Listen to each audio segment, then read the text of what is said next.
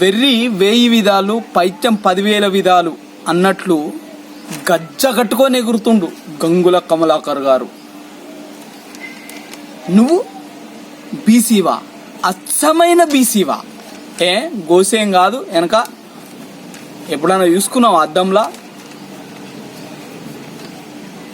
ఎలక్షన్లల్లా 119 సీట్లు MLAs contested సీట్లుంటే బీసీలకు ఎన్ని సీట్లు ఇచ్చిండ్రు అని అడగలేని నువ్వు బీసీవా?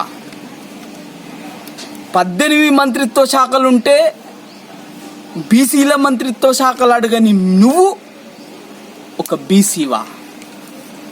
నిన్నటి బడ్జెట్లో 2,30,000 కోట్లు కేటాయిస్తే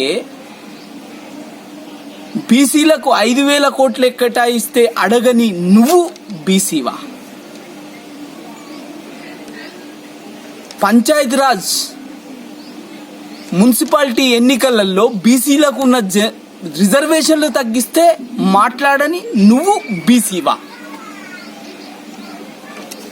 ఫెడరేషన్స్ సోకులకు కొద్దీ ఫెడరేషన్స్ పెట్టుకున్నారు గవర్నమెంట్. మరి ఫెడరేషన్కు రూపాయి కేటాయించకపోతే ప్రశ్నించని నువ్వు ఒక బీసీవా? అక్కడ కరీంనగర్ గడ్డ మీదనే నేనే హచ్చమైన హిందువుని, హిందూగాళ్ళు బంధువులుగాళ్ళు అని బోల్తపడ్డాడు నీ ముఖ్యమంత్రి. నువ్వు కూడా అచ్చమైన బీసీవని బోల్తపడక తప్పదు. ఎందుకే ఈ బట్టెబాజు మాటలు మాట్లాడతావు?